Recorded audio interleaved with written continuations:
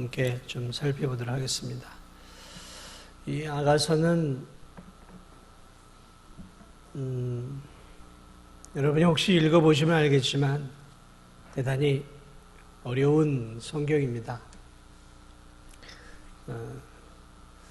그래서 이 아가서는 어려운 성경이기도 하면서 또 언뜻 보기에는 이게 성경인가 생각이 될 만큼 신약에 나와 있는 말씀들과는 좀 다르게 하나님에 대한 말씀도 없고 예수님에 대한 말씀도 없고 성령님에 대한 말씀도 없어요. 또 주 예수를 믿으라. 그리하면 너와 내 집이 구원을 받으리라. 이런 명쾌한 복음에 대한 진리가 아무리 눈을 씻고 찾아봐도 잘 보이지 않아요. 그리고 이 아가서는 대단히 그 남녀 간의 사랑을 다루고 있어요. 그래서 솔로몬 왕과 슐람미 여인의 러브 스토리를 이야기하고 있습니다. 서로 간에 은밀한 사랑, 깊은 사랑, 결혼, 또 결혼 후의 갈등, 다시 재회, 그리고 더 친밀해지는 부부관계. 이런 슐람미 여인과 솔로몬 왕의 이 결혼, 사랑, 이런 부분들, 그러니까 이 연애 소설 같은 내용들로 오늘 이 사실 아가서가 기록되어 있습니다. 그래서 이 아가서는 우리 이 개역 성경으로는 좀 읽으면 재미가 없어요. 산문체예요. 그런데 요즘 나오는 이런 현대인의 성경이나 이런 것들로 보면 상당히 그 에로틱한 부부관계의 사랑을 묘사해 놓고 있습니다. 그래서 이 아가서는 유대인들이 대단히 사랑하는 성경이지만 옛날에 이 유대인들은 30살이 되기 전에는 이 책을 보지 못하도록 금기시해 놨어요. 왜냐하면 왜 우리가 그런 거 있죠? 좀 진한 책들 이런 거 이렇게 영화도 19금 이런. 그러니까 성경 중에 구약 성경 중에 이스라엘 백성들이 19금 처리를 했던 성경이 이 아가서예요. 그래서 아가서는 20살도 아니고 30살. 그래서 결혼도 하고 자녀도 낳고 인생의 연륜을 좀 아는 성도들이 봐야 한다라고 해서 30살 이전에는 보지 못하도록 했던 아주 에로틱한 내용들이 가득 담겨 있는 책이에요. 반면에 또 이 아가서는 이스라엘 백성들이 굉장히 사랑을 해서 이 6월절 때가 되면 이스라엘 백성들이 이 책을 읽었어요. 6월절이면 이스라엘 절기 중에 최고의 절기거든요. 그 절기 때에는 반드시 다른 책이 아닌 이 아가서라는 책을 읽었어요. 그러니까 이 책은 굉장히 유대인들에게 사랑을 받고 있는 책이다라는 것이죠. 그래서 이 아가서는 상당히 이 해석하는 부분에 있어서 의견들이 분분했는데 성경이 기록되고 1800년 동안에는 전통적으로 이 아가서는 하나님과 교회, 하나님을 믿는 백성과의 이 영적인 사랑의 관계를 잘 풀어놓은 책이다라고 생각을 해왔었습니다. 그게 이제 해석의 기본 틀이에요. 그런데 이제 이 19세기가 들어오면서 이 자유주의 물결이 들어오면서 이 자유주의 신학자들이 아가서는 그 당시에 남녀 간의 사랑을 기록한 단순한 러브 스토리다라고 이제 폄하하기 시작을 했죠. 자, 그래서 1800년 동안은 이것이 이스라엘 백성과 하나님과의 사랑을 이렇게 표현해 놓은 것이다라고 봤다면 약 100년에서 한 150년 정도 이후에는 이것은 단순히 솔로몬과 슐람미 여인과의 어떤 그냥 사랑의 이야기, 결혼 관계에 대한 이야기다라고 이야기를 합니다. 그러나 오늘 우리는 이 아가서를 통해서 그 두 가지를 다 함께 볼 수 있습니다. 이것은 현존하는 그러한 솔로몬 왕과 슐라미 여인의 사랑과 결혼에 대한 이야기예요. 실제적인 이야기입니다. 그들이 어떻게 사랑했는지, 그들이 어떻게 결혼했는지, 어떻게 친밀한 부부관계를 누렸는지에 대한 사랑의 이야기예요. 그리고 그 사랑의 이야기 속에 또 하나의 깊은 진리가 담겨 있는데, 그것은 바로 그리스도와 우리 성도들의 깊은 사랑의 관계를 슐라미 여인과 솔로몬 왕의 사랑을 통해 보여주기 위해서 이 책이 성경 속에 들어오게 된 것이죠. 그러므로 저는 여러분과 함께 한 절 한 절 이것을 나누기보다는 그렇게 하기에는 이 책은 대단히 쉽지 않은 책입니다. 그러므로 저는 이 아가서를 통해 전체적으로 이 아가서가 주고자 하는 메시지, 왜 이 아가서가 성경 속으로 들어와서 하나님은 왜 이 아가서를 통해 우리에게 무엇을 주기를 원하시는지에 대한 개략적인 것들을 좀 여러분과 좀 설명하기를 원합니다. 그러므로 오늘은 여기 만 18세 이하는 없죠. 19금 책이니까 성인들에게 드리는 말씀이니까 좀 자유롭게 이 본문을 통해서 우리가 그런 결혼과 성 그런 부분들을 우리가 함께 좀 다루어 보고자 합니다. 자, 여기서 우리가 알 수 있는 첫 번째 큰 틀의 진리는 무엇이냐면 이것은 결혼한 부부간의 사랑 이야기예요. 그래서 우리는 이 아가서를 통해서 결혼이 무엇이고 부부가 무엇이고 또 결혼한 부부의 성이 무엇인지에 대해서 성경이 우리에게 귀한 진리들을 제공해 주고 있습니다. 자, 오늘 이 아가서의 전체적인 내용은 슐라미 여인과 솔로몬 왕이 서로 만나게 되고 서로 사랑을 고백하게 돼요. 그리고 결혼하게 되고 결혼한 후에 서로에게 좀 실증이 나요. 신부가 신랑에 대해서. 그래서 신부가 신랑이 찾아옴에도 거부해요. 그리고 신랑이 떠나가요. 그리고 이 신부가 후회하고 그 신랑을 다시 찾아 나서요.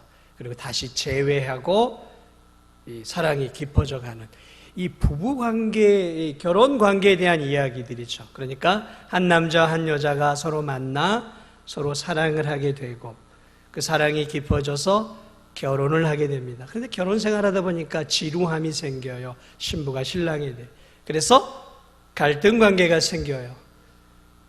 그러나 그 갈등 관계가 오래 가지 않고 결국 다시 두 사람이 다시 그 갈등의 문제를 해결하고 더 깊은 사랑의 관계로 들어가는 이 우리의 삶의 모습이죠. 부부의 모습. 결혼하고 자녀를 낳고 살다 보면 부부에 대해서 좀 짜증도 나고 실증도 나죠. 이걸 뭐라 그래요? 세자로? 권태기라고 그러죠. 그러한 것들이 생겨나는 것이죠. 그런 것들을 오늘 이 아가서의 전체적인 내용들이 담겨 있어요. 그런데 오늘 이 아가서를 통해서 이 부부간의 이 중요한 부분들을 설명을 해주고 있는데 이 성적인 부분들을 설명해 주고 있습니다. 이 뭘 말하고 있냐면 부부간의 여기 이 안에서 성적인 그러한 묘사들이 나와요. 서로 사랑하고 오늘 2절에서도 그런 부분들이죠. 2절 내게 입 맞추기를 원하니 내 사랑이 포도주보다 나음이로다. 이런 식으로 쭉 이렇게 이제 표현들이 나오는데요. 이 아가서는 오늘날 이 타락한 이 세상에 대해서 경종을 울려주는 대단히 좋은 그런 기독교적, 성적 그런 어떤 관계를 표현해주고 있어요. 오늘날 여러분 이 지금 세상이 어떤 세상이냐면 성의 혁명의 시대입니다. 나이 드신 분들은 잘 지금 성이 혁명을 일으키고 있는지 어떤지를 잘 분간을 못할 수도 있습니다. 연세가 드신 분들은 그저 남편 만나서 결혼하고 둘이 그냥 죽을 때까지 사는 것으로 생각했던 그 관계, 그게 이제 전통적인 거란 말이죠. 오늘 이 시대는 그 전통적인 게 산산조각이 났어요. 산산조각이 났어요. 박살이 났습니다. 그럼 오늘 이 시대는 성의 혁명의 시대예요. 그래서 부부간의 관계, 부부 안에서의 성, 오늘 이 아가서에서 말하고 있는 성은 뭐예요? 부부 안에서의 사랑이에요. 부부 안에서의 성적인 관계인 것이죠. 그것을 굉장히 강조하고 있고, 부부 관계 안에서의 그 사랑의 만남과 관계를 아주 아름다운 것으로 묘사하고 있어요. 그러므로 이 아가서를 통해서 우리가 알 수 있는 놀라운 이 가정 안의 진리가 뭐냐면, 이 하나님이 성적인 관계를 부부 안에서만 주셨다는 거예요. 부부 밖에 준 게 아니에요. 창세기를 보면 아담과 하와를 만드시고 하나님이 연합하여 한 몸을 이루라. 이게 뭐예요? 한 몸을 이루라. 부부에게만 몸을 섞을 수 있는 마음을 영혼이 하나 되어지는 특권을 주시는 거예요. 한 몸을 이루어라. 이것은 일종의 하나님이 성관계를 허락하시는 거란 말이에요. 자, 이처럼 부부관계는 이미 창세기 때로부터 하나님이 주신 아름다운 거예요. 성은 아름다운 거란 말이죠. 그런데 교회 안팎에서, 교회 안도 마찬가지고 밖도 마찬가지고 이 성적인 관계나 이런 부분들을 터부시하는 경향이 너무 많아요. 이런 것들을 말하는 것조차도 부끄러워하고, 이런 것들은 절대 말하면 안 되는 것처럼 지금 이렇게 이야기들 하고 있어요. 왜 그러냐면 지금 이 부부 안에서의 성적인 이러한 아름다운 성관계가 어느 날 다 깨져버렸어요. 깨져버렸단 말이죠. 여러분도 아시겠지만 오늘 이 시대의 성은 상품이 되었어요. 상품이 되었단 말이죠. 상품이에요. 특별히 남자가 여자의 성을 사는 것이 상품화되었단 말이죠.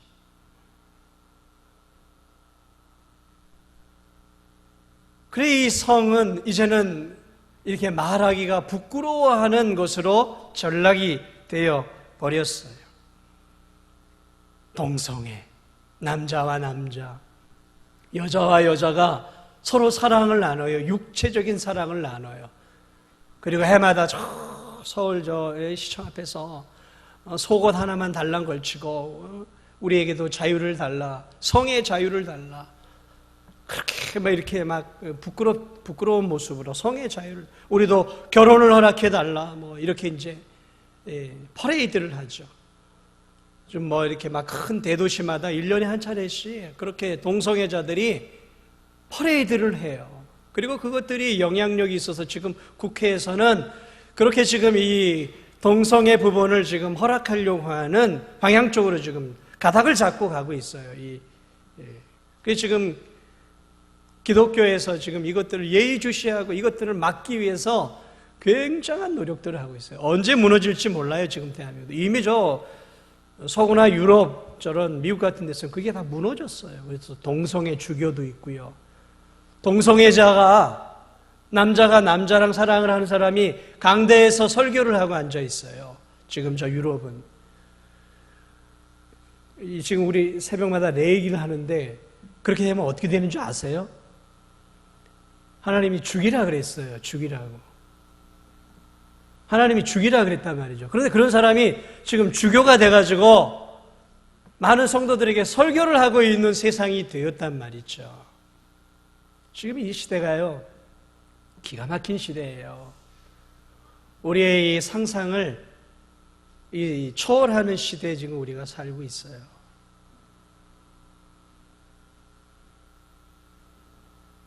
여러분, 자녀를 우리가 잘 키워야 해요. 나중에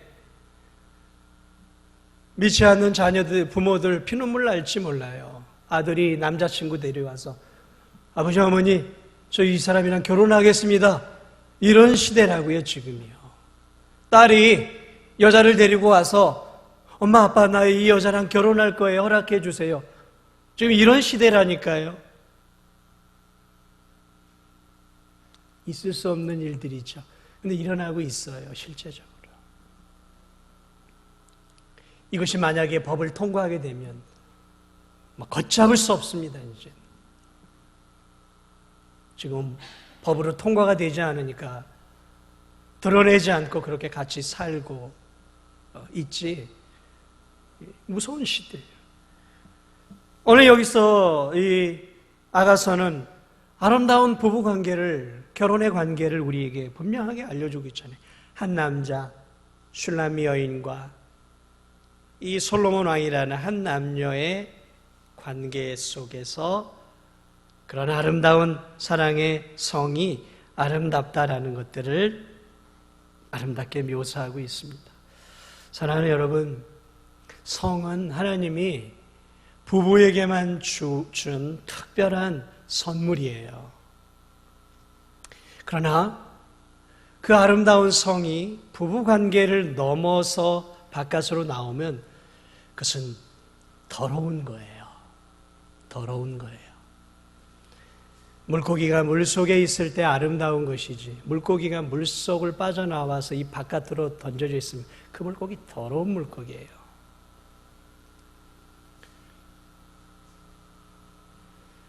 그러므로 여러분, 그것이 혼전성 관계든 결혼을 약속해 놓고 아직 결혼하지 않은 사람과의 관계든 다 하나님 앞에 죄예요. 다 하나님 앞에 죄예요. 하나님이 결혼이라는 틀 안에서만 아름답도록 만들어 놓은 거예요. 결혼 밖으로 나가면 다 죄인 거예요. 오늘 얼마나 이혼들을 쉽게 합니다. 이혼해서도 그냥 마음대로 살아요. 마음에 맞는 사람들. 그리고 요즘은 우리나라도 이제 간음 이런 것들이 폐지가 됐잖아요. 그러니까 그저 다른 여자 누구라도, 다른 남자 누구라도 서로 합의만 되면 아무렇게나 성관계를 해도 죄가 되지 않는 시대에 우리가 살고 있어요.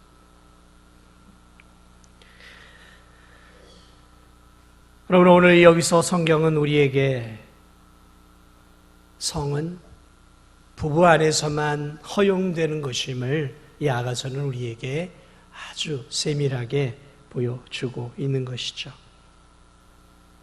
그러므로 여러분, 이러한 부분들을 교사들은 아이들에게 잘 가르쳐줘야 돼요. 오늘날 이거 안 가르쳐주면 TV나 드라마를 보세요. 결혼하지 않은 사람들이 서로 마음에 맞아 저 멀리 몇 박 며칠 막 여행을 갔다 와요. 그 여행 가면 뭐 하겠습니까? 아니 요즘 드라마들은 성적 윤리가 완전히 무너졌어요. 엉망이에요, 엉망 진짜로. 동성애, 혼전 성관계, 결혼 외에 외도 아주 아름답게 미화해 놓은 게 요즘 드라마들이에요. 그런데 성도들이 그거 보면서 눈물 턱턱 흘리면서 어떻게 헤어져서 이러고 보고 있어요. 이러고 보고 있어요. 그것이 얼마나 하나님이 증오해서 이 레위기에 보면 죽여라라고 말했던 그런 죄악들의 모습들을 드라마로 보면서 막 박수치고 눈물 흘리고 웃고. 여러분, 드라마를 보더라도 정신 차리고 보세요. 봐야 할 게 있고 보지 말아야 할 게 있는 거예요.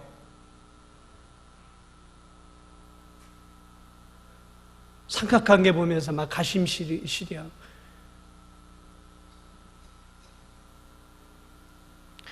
오늘 이 성경은 바로 이 부부관계를 보여줍니다. 특별히 이 성적 관계에 대해서 특별히 더 이야기를 하고 있는데, 성적 관계를 오늘 이 시대는 두 가지로 크게 잘못된 두 가지 방향이 있어요. 하나는 부부라 할지라도 성적 관계를 터부시하는 금욕주의적인 성향이 있고, 하나는 아까도 말씀드린 대로 결혼 안에서의 성은 속박이다라고 생각을 하는 거예요. 결혼 안에서 주어지는 성은 속박이다. 결혼 밖에서도 정상적인 부부관계 외에서도 얼마든지 성을 누려야 된다라는 성의 자유와 이 성을 터부시하는 이 두 가지가 지금 큰 틀이에요. 이 성을 터부시하는 게 어디서부터 왔냐면 저 헬라 시대부터 왔어요. 헬라 시대 사람들은 이원론을 갖고 있었어요. 이원론이 뭐냐면 우리의 영은 깨끗하지만 그 영을 담고 있는 이 육체는 더러운 거라고 생각했어요. 그러니까 이 몸은 더러운 거라고 생각했어요. 자, 그러므로 영은 깨끗하고 몸은 더러우니까 이 몸을 가지고 성적인 사랑을 나누는 것조차도 더럽게 여겼단 말이죠. 근데 이 헬라 영향이 어디에 미쳤냐면 기독교에 영향을 미쳤어요. 그래가지고 이 중세로 오면서 어떤 현상이 일어났냐면 교회들에서 이 10세기, 11세기를 넘어오면서 교회들에서 뭘 하기 시작했냐면 주교와 신부들은 결혼을 하면 안 된다라고 금지령을 내렸어요. 그래서 이 신부들은 지금도 결혼을 하고 싶어도 못해요. 왜냐하면 그것을 금지시켜버렸어요. 수녀들도 결혼을 못하도록 금지를 시켜버렸어요. 피 끓는 젊은이가 사제가 되고 피 끓는 그 숙녀들이 그 육체의 욕망을 절제하면서 그렇게 지금 나름대로 하나님의 일을 한다고 하고 있단 말이죠. 왜 금지시켰느냐? 헬라의 영향이에요. 몸은 더럽다는 거죠. 어떻게 하나님의 일을 하는 사람이 육체적인 성관계를 맺으며 부부와 성관계를 맺으며 살 수 있냔 말이죠. 안 된다! 그래서 금지를 시켜버렸어요. 천주교는 그래서 사제든 신부든 또 뭡니까? 결혼을 못해요. 그러니까 어떤 현상이 일어나냐면 이 중세시대에 보면 이 사제와 수녀들 간에 이 성적 관계가 만연을 해서 태어난 아이들이 수도원 밑에 해골들이 가득가득 쌓여 있는 거예요. 이 누구냐면 잉태를 하니까 숨겨야 되잖아요. 아기를 낳으면 다 죽이는 거예요. 죽여서 그 수도원 같은 데다 매장을 해버리는 거죠.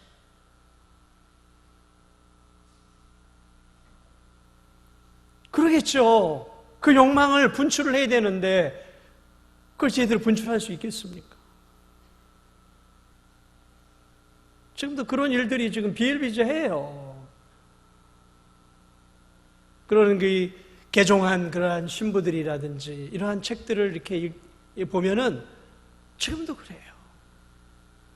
터부시예요. 그러니까 이 천주교 이쪽에서는 결혼 관계, 이 부부 관계에 있어서도 터부시하는 경향이 있어요.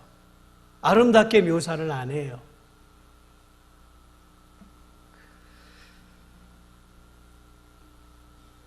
창세기는 에덴 동산에서 부부 사이의 관계를 복주시고 하나님이 성을 허락해 주셔요. 또 우리 한 몸을 이룰지니라. 근데 이런 것들이, 이런 터부시하는 것들이 교회 안에도 들어왔어요. 교회 안에도 들어왔어요. 얼마나 어느 날 어느 목사님이 밤에 아내가 너무너무 사랑스러운 거예요. 아내를 꼭 안고 싶어요. 그래서 늦게까지 일하고 저녁에 들어와서 이제 침대에서 아내 이렇게 슬쩍 이렇게 만지니까 아내가 하는 말이, 당신 그런 시간 있으면 교회 가서 기도나 하세요. 그랬다라는 거예요. 이게 뭐냐면 이 사모님의 마음속에는 그런 어떤 부부간의 이 성관계보다 하나님께 목사는 더 기도해야 된다라고 생각하는 생각들이 있는 것이죠. 이게 이제 터부시하는 거예요. 사랑하는 여러분, 그런 성관계를 터부시하고 그런 것들을 무시하려면 결혼을 하면 안 되겠죠. 결혼을 하면 안 되는 거예요. 그냥 혼자 살아야죠.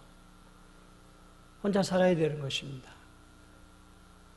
결혼을 통해 아름다운 부부관계를 누리고 거기서 태어나는 많은 자녀들이 세상 속에서 퍼져 결혼을 하고 또 자녀를 낳으면서 하나님의 이 세상이 하나님께서 기뻐하는 공동체가 되기를 원하신 것이죠. 그러므로 여러분, 부부관계에서의 성을 귀하게 여길 수 있어야 됩니다. 오늘 이 아가서는 그 부분을 굉장히 자세하게 많이 묘사하고 있어요. 아름다운 사랑의 관계들을 잘 표현해주고 있다는 것이죠.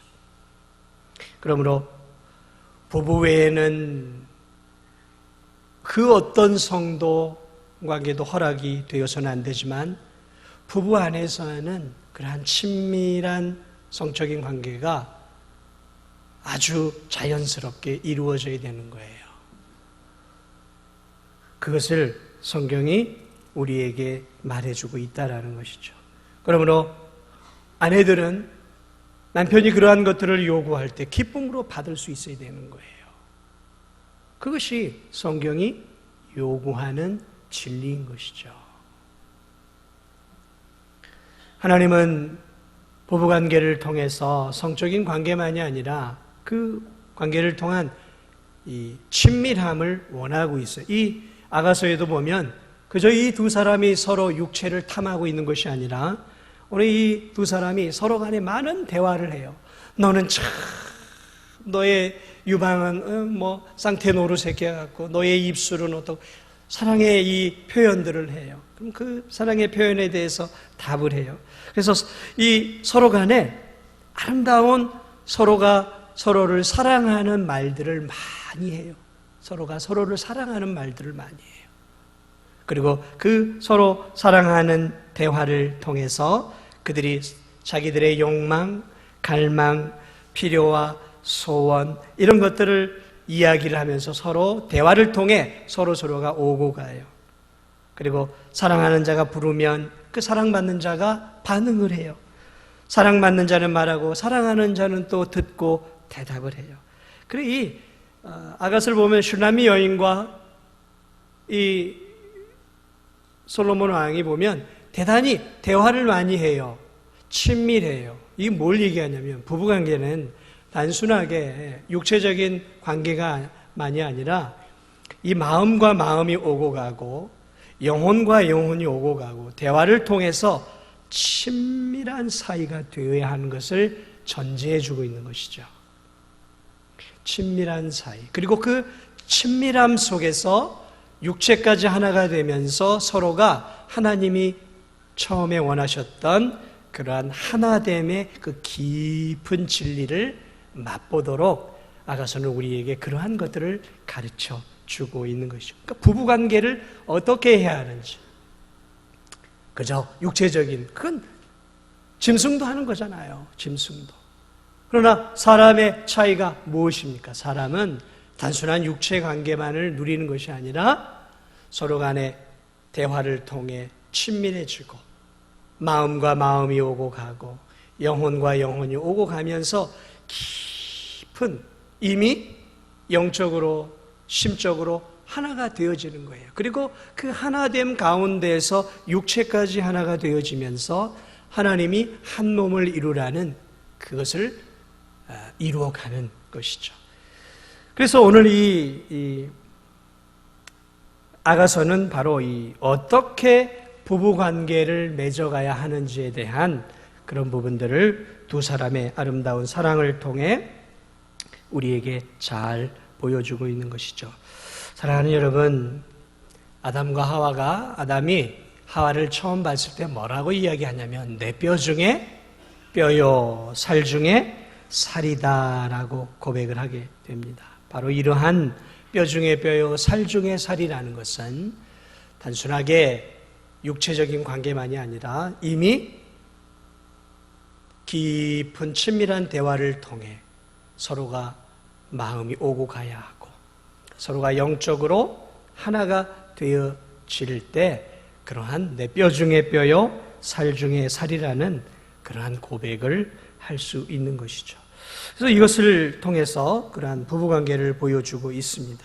그러나 여기서 또 하나 보여주는 중요한 관계가 있어요. 그것은 뭐냐면 바로 이러한 슐라미 여인과 이 솔로몬 왕의 아름다운 부부관계 사랑을 통해서 하나님은 바로 이 두 사람을 통해서 신랑 되신 예수 그리스도와 신부가 되는 우리 그리스도인의 관계가 어떠해야 하는지를 보여주고 있다는 것이죠.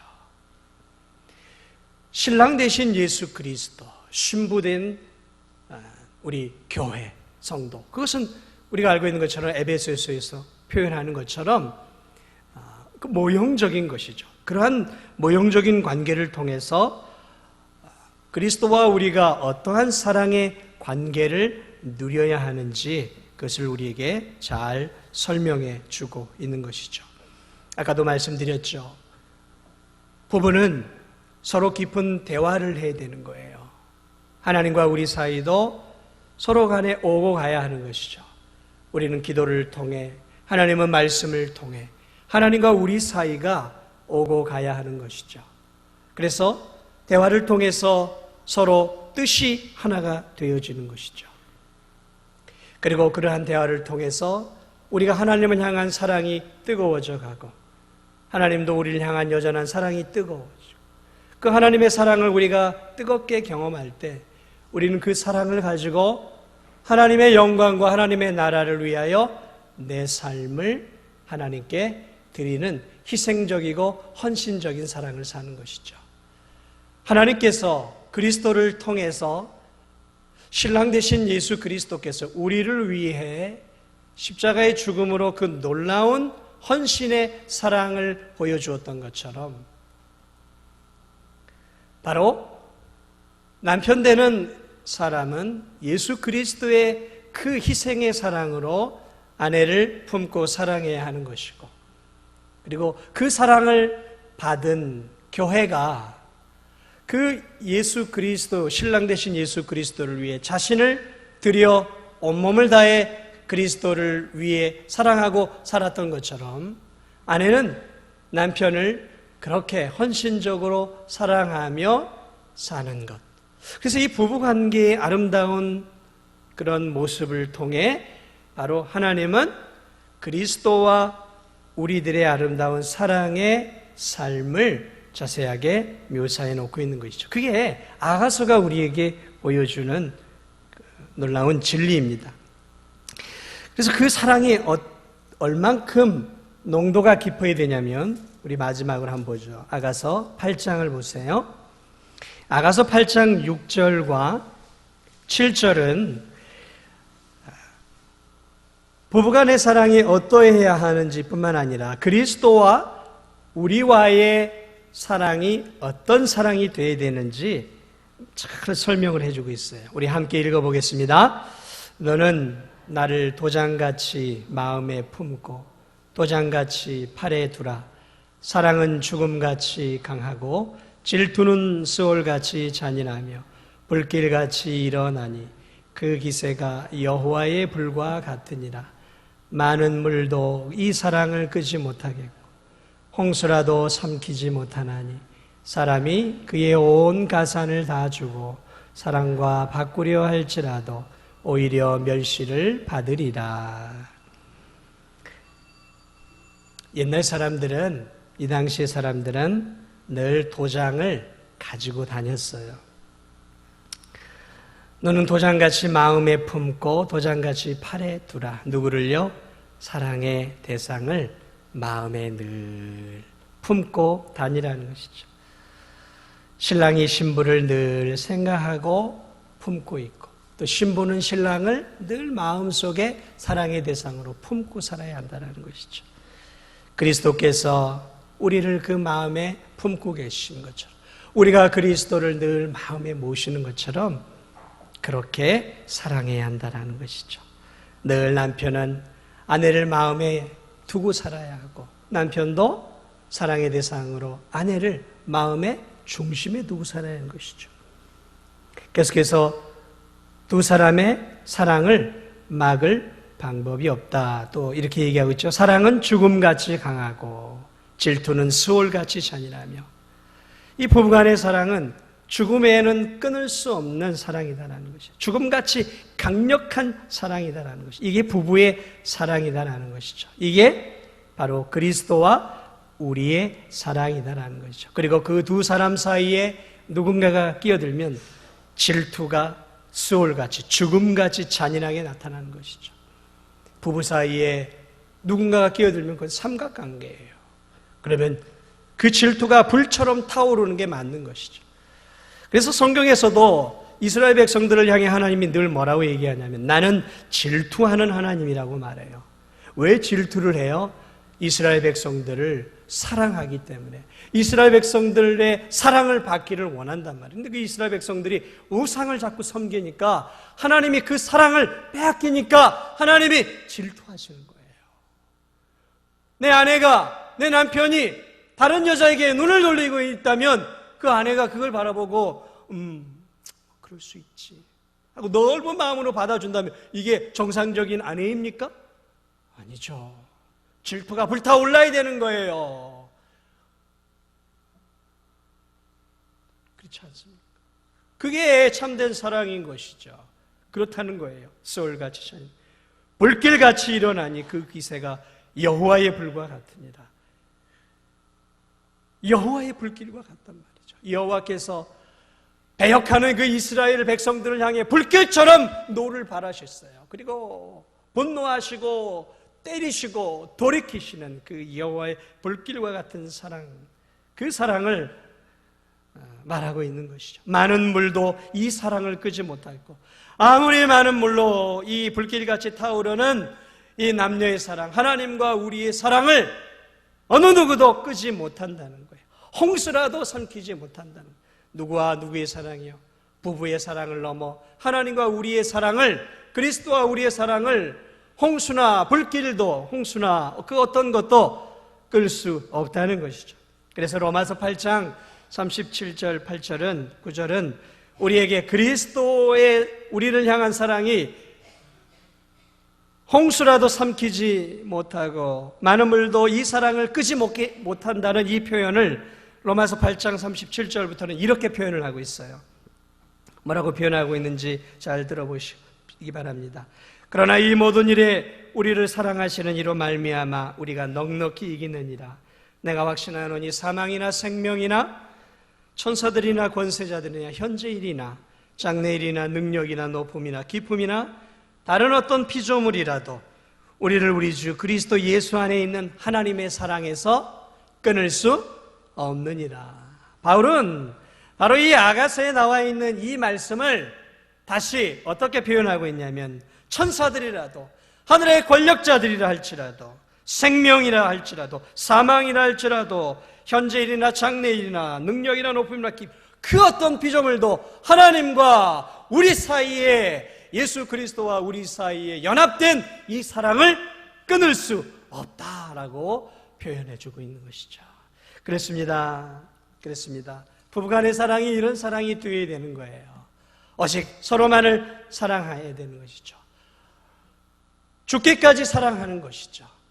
내 배우자를 위해 죽기까지 사랑하는 사랑, 헌신하는 사랑, 이해하는 사랑, 대화하는 사랑, 지성을 나누고 마음을 나누고 영적인 교감을 나누고 그리고 몸을 나누고 마음을 나누는 이 사랑, 그 사랑이 그 어떤 것도 끊을 수 없는 거죠. 그래서 결혼 제도는 파괴되어서는 안 되는 거예요.